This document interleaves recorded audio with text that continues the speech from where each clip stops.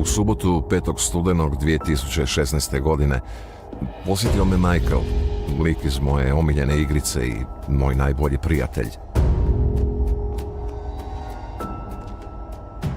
Naložio mi je da dan kasnije u nedjelju dođem na željeznički kolodvor u Našicama.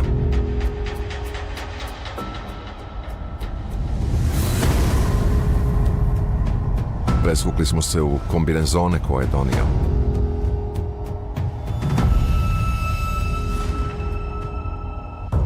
Nakon toga smo sjeli na vlak i odvezli se u Košku.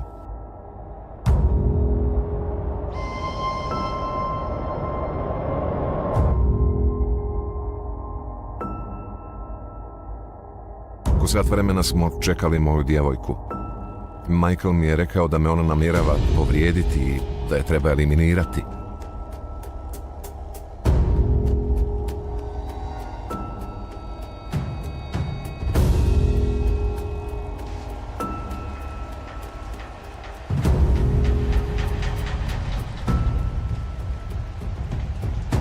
Navedeni tekst je obrana kojom se osumnjičeni za ubojstvo djevojke branio na sudu. Policijski istražitelji iz Osijeka i Našica radili su na rješavanju ovog strašnog zločina. Za njih je ovo slučaj koji će dugo pamtiti.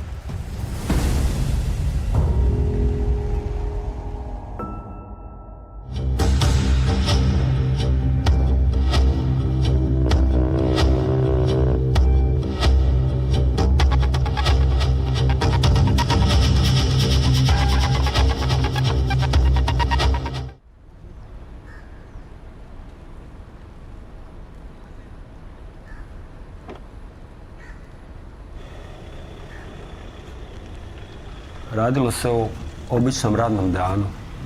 Bio je ponedjeljak. Zaprimamo dojavu da je pored željezničkog kolodvora uz neki hangar pronađeno mrtvo tijelo mlađe ženske osobe sa sumnjom na nasilnu smrt.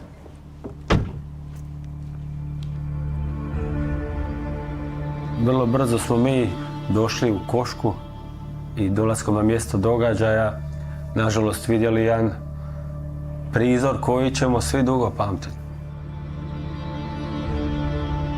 Mrtvo tijelo se nalazilo u sjedećem položaju, leđima oslonjeno na ovaj zid, noge su bile blago sprčena, jedna noga i opružena prema ovoj strani, a glava je bila pognuta na prsište. Na vratu su se vidjele otvorene, duboke rezne rane od noža. Pretpostavili smo odmah da se radi o nožu jer smo to puno puta do sada vidjeli. Evo, to je taj trenutak kad svi uvijek ćemo... Ostaće nam to u sjećanju, ja mislim, dok smo živi, svi koji smo to vidjeli.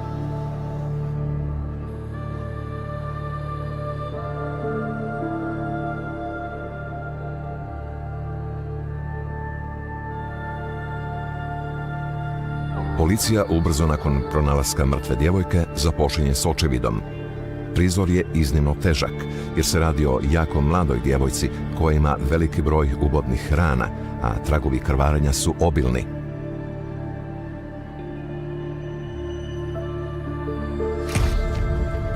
Danijel Kovačić i Marin Tržić, policijski su inspektori iz Našica koji su bili u prvim redovima rada na slučaju. Tu smo išli, obišli smo silos, hangare, vagone, gledali smo kante za smeće u okolici, napuštena ovo što odbacuju ljudi, u vrećicama, to smo pregledali. Policija uz očevid radi i pregled terena, ne bi li pronašla oružje i bilo koji drugi trag. Istražitelji nemaju sreće. Noć ranije padala je obilna kiša koja je isprala sve potencijalne tragove. Također ne pronalaze oružje.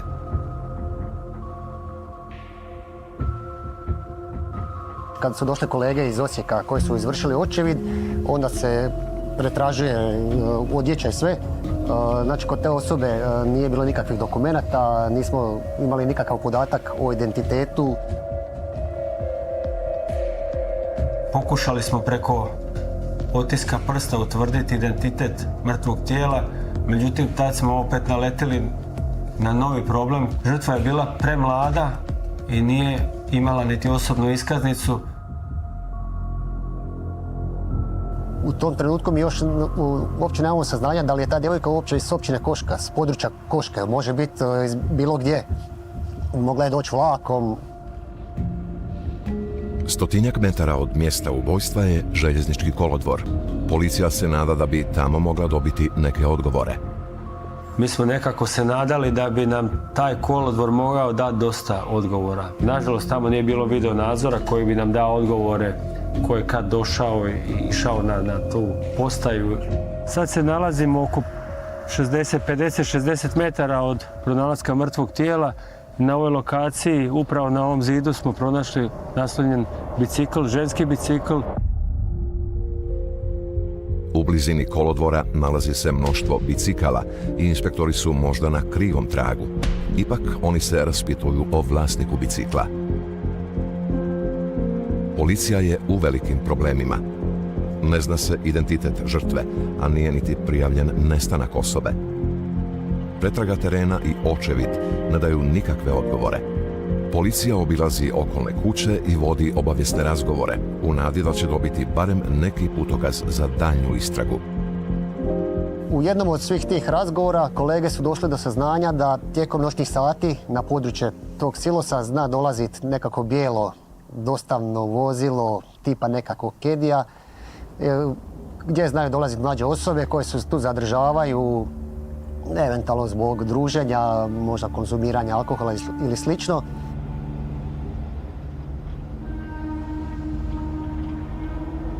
To nam je onako bio dobar signal ili znak da bi se trebali posvetiti tom vozilu, otkud to vozilo, kad je zadnji put viđeno, ko je vozač, koja je registarska oznaka.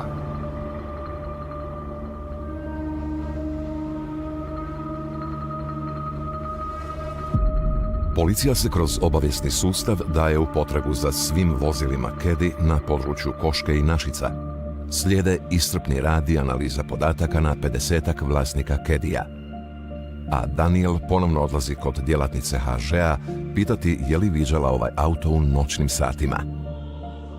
Kada mi je rekla da nije viđala to vozilo i da ne zna ko bi mogao s njim dolaziti, ali mi je rekla da ima saznanja koji mogu biti vlasnik bicikla. Policija ubrzo dolazi do vlasnice bicikla.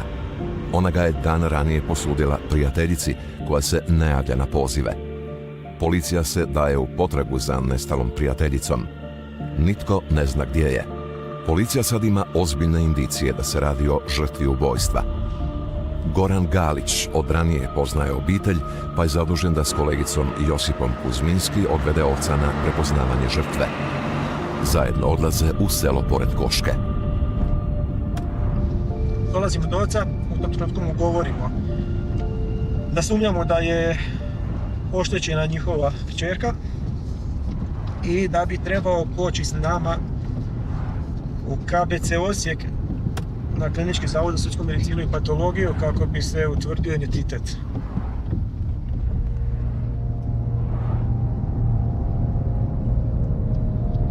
Krećemo na put i sad taj dio puta vam je uvijek nezgodan u takvim situacijama jer put traje sat vremena, najgore je ona tišina koja vlada i ne znate o čem će razgovarati se, pogotovo kada ovakva je situacija u pitanju, a roditelj je s vama.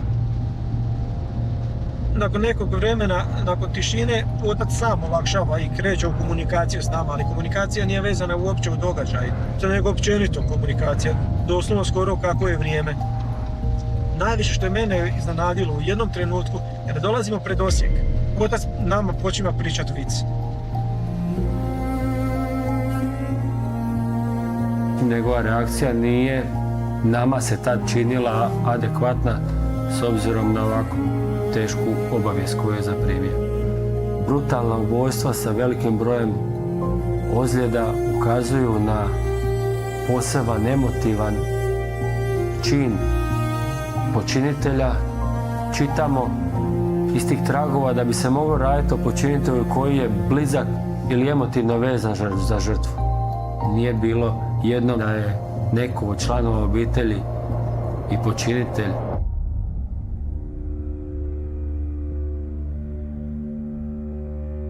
Ljudi na traumu reagiraju različito, a ponekad im je smijeh obrambeni mehanizam, što nikako ne znači da su i krivi.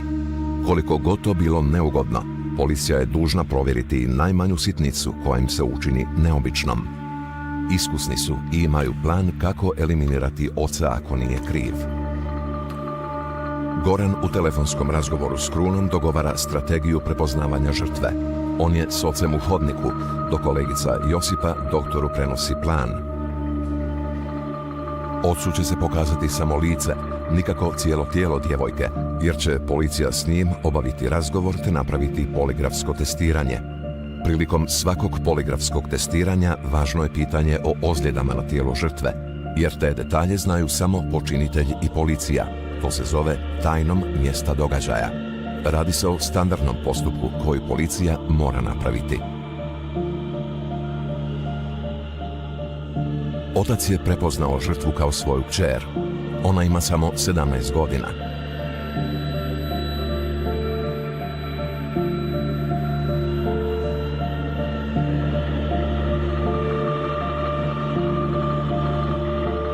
Policija sad zna tko je žrtva, te s obitelji i prijateljima rekonstruira njezine posljednje sate.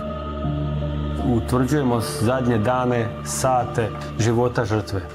U tom mi dolazimo do informacija da pored te obitelji živi osoba koja nam je također od ranije poznata, ni manje ni više nego za neke seksualne delikte prema mlađim osobama.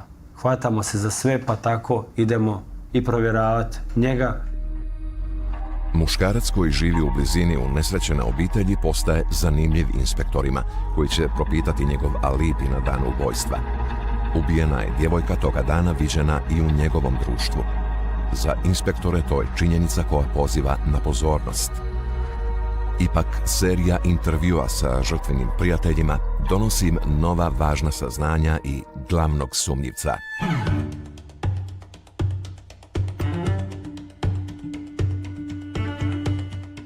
Svih tih razgovora počelo se provlačiti informacija da je žrtva unazad nekoliko tjedana, mjesec ili dva, bila u nekoj vezi s nekim dečkom. Međutim, ona je sama po tim izjavama prijateljica to držala kao tajnu vezu. Misterij se stvorio oko njega, ko je on, odakle. Neke razgovore s nekim osobama smo mi taj dan ponovili više puta. Tako smo i sa djelatnicom HŽ-a taj dan vjerovatno obavili nekoliko razgovora sa dopunama uvijek. U tim razgovorima ona kaže da, vidjela sam ja jednog dečka koji je češće dolazio tu, ali mi je bilo čudno, kaže, jučer sam ga vidjela s rukavicama, nije bilo hladno. Opet se nama tu pali alarm. Imamo osobu koja dolazi s rukavicama, nije hladno, pa to bi mogao biti počinitelj. Operativni rad urodio je plodom. Pronađen je vlasnik Kedija, koji je dolazio u večernjim satima blizu mjesta ubojstva. U obavijesnom je razgovoru eliminiran kao mogući počinitelj. Policijski se istražitelji nakon napornog dana u popodnevnim satima konačno nalaze u policijskoj postaji Našice. Ovo je prvi put da imaju vremena sjesti i u miru rezimirati do čega su došli. Imaju 3 moguće verzije ubojstva. Meni je onako bila ona najjača verzija ili sad postaje prva verzija, taj tajni dečko. Dok policija pokušava saznati identitet misterioznog dečka, rješenjem dolazi samo od sebe. Prijatelj tajnog dečka dolazi s ocem u policijsku postaju i iznosi svoja saznanja. Tajni dečko mu je noć ranije priznao ubojstvo i molio ga da mu pomogne sakriti tragove zločina.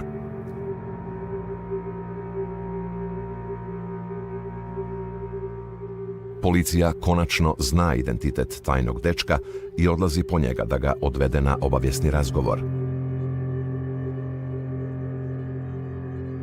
U trenutku dolaska kod njega doma, on s prijateljima igra igricu i nije nimalo iznenađen zbog dolaska policije.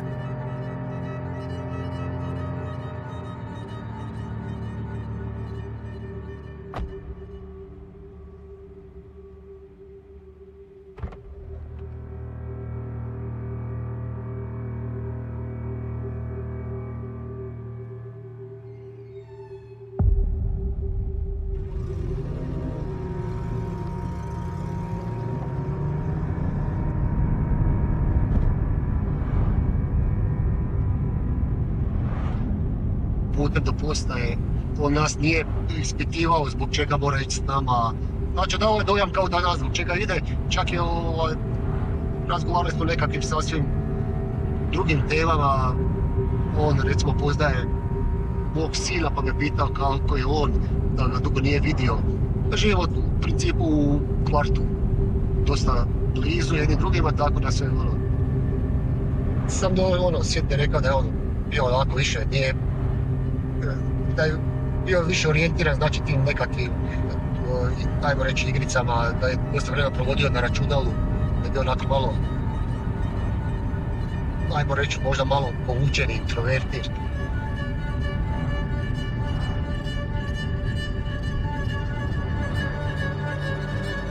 Dečko je doveden u stanicu gdje s njim razgovaraju dvojica inspektora. On ništa ne priznaje i potpuno je nesuradljiv. Nakon sat vremena razgovor preuzima Kruno, koji će s dečkom razgovarati punih 7 sati.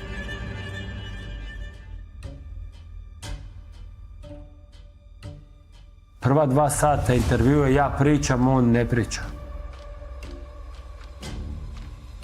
Kada sam vidio da reagira na moju priču, ja sam taj smjer priče mijenjao prema tome. Sve sam radio kako bi dobio njegovu pažnju, povjerenje i priznanje. Pričao sam mu dosta o sebi, o svom osobnom životu, o svom radu, poslu koji obavljam, kako sam počeo raditi u policiji, koje sam slučajeve imao. U tom jednom trenutku ja njega hvatam gdje on pokazuje interes za taj moj posao, pokazuje interes za te slučajeve koje sam ja radio. Tu dolazimo do neke malo konkretnije komunikacije gdje on mene počinje ispitivati pa kakav je taj bio slučaj, pa kakav je ovaj bio slučaj. Vrlo mu je interesantno to što ja njemu pričam i kako razgovaram s njim. I što je mene iznenadilo, on kaže, vi ste najzanimljivija osoba koju sam ja sad upoznao, nisam dugo tako nekog interesantnog upoznao. I u tom jednom trenutku on meni kaže, ja ću vama sve ispričati što se dogodilo, što sam napravio i zaslužili ste svaki detalj da vam ispričam. Dečko će u narednim satima Kruni ispričati sve detalje oko tog ubojstva. Čak će u jednom trenutku nacrtati nož kojim je počinio zločin. Kruno je iskusan inspektor i zna da osumnjičeni kasnije može povući priznanje, pa insistira na pronalasku materijalnih tragova. Policija obilazi koševe za smeće u koje je dečko odbacio krvavu odjeću i nož, no komunalna služba već ih je ispraznila i odnijela na odlagalište otpada. Ekipirali smo se, 25 policijskih službenika je adekvatno odjeveno i obučeno izašlo na ovo smetlište.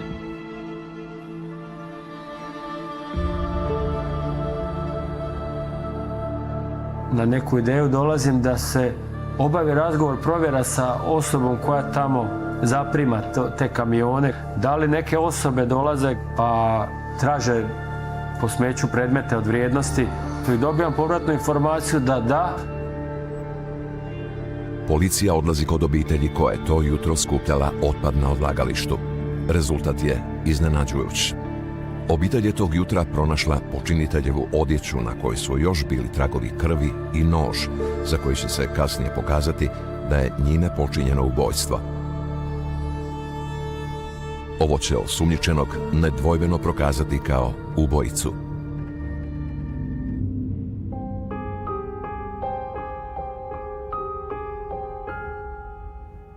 I ja susrećem osumnjičenika na hodniku u prolasku iz ćelije.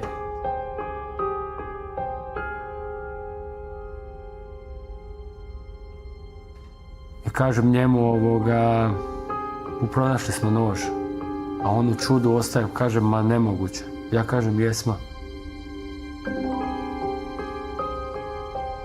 I ja pokažem njemu fotografiju sa mobitela koju sam zaprimio, on pogleda nož i sam u čudu i meni pruža ruku, kaže, čestitam vam, svaka vam čast.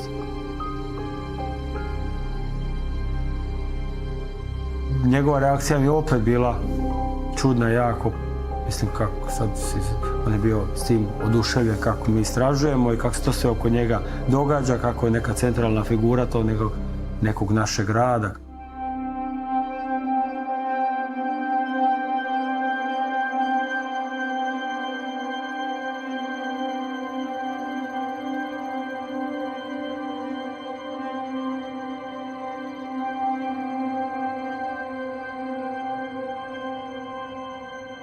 Nož je bio ključni dokaz, jer se osumnjičeni na sudu branio šutnjom. U zatvoru je razvio rijedak psihijatrijski poremećaj, koji je praćen sumračnim stanjem, amnezijom i halucinacijama za vrijeme psihoze. U halucinacijama mu se pojavljuje Michael, lik iz njegove omiljene igrice. U ponovljenom suđenju osumnjičeni iznosi obranu po kojoj mu je on naložio da se zajedno riješe djevojke. U subotu 5. studenog 2016. godine posjetio me Michael, lik iz moje omiljene igrice i moj najbolji prijatelj. Naložio mi je da dan kasnije u nedjelju dođem na željeznički kolodvor u Našicama. Presvukli smo se u kombinezone koje je donio. Nakon toga smo sjeli na vlak i odvezli se u Košku.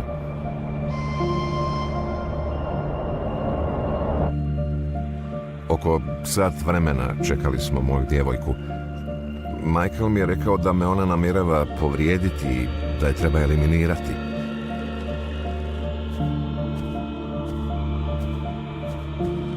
Kad je došla, on ju je probao nožem. Ona je počela bježati, a on ju je pratio i dalje ubadao, da što prije iskrvari, da ne pati.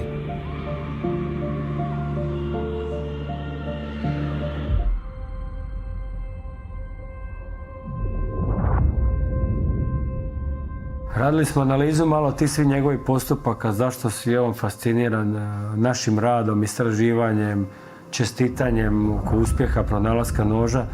Nekako smo u jednom dijelu čak i mi rekli kao da je u nekom svom filmu, kao da je u nekoj igrici, ali ne shvaća da je on glavni lik taj, da se oko njega sve događa i da on ima taj problem. Krunu je posebno zgrozio jedan detalj. Osumnjičeni na policijskim fotografijama pozira vrlo spremno, a usne su mu razvučene u blagi osmijeh.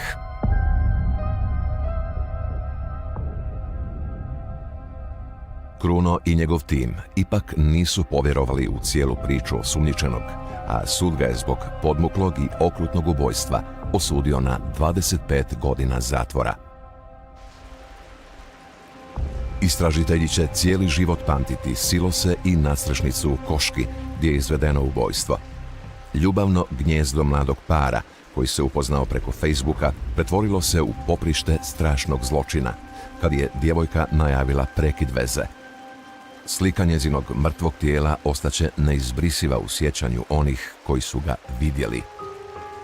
Mi imamo u službi psihologa kojem se možemo obratiti uvijek u nekom stresnoj situaciji kod uporabe vatrenog oružja, napad na policijske službenike i kod ovakvih istraživanja sa brutalnim posljedicama. I ja se ne sjećam da je iko od policijskih službenika tražio tu pomoć za ovakve slučajeve. A zašto? Mislim da mi to jednostavno potiskujemo. Ne želimo ni drugima ni sebi priznati da smo malo osjetljivi i da to negdje sve sjeda i nekako smo preponosni da bi rekli joj to meni smeta ili mi pojavljuju mi se te neke slike ili me to onako opterećuje.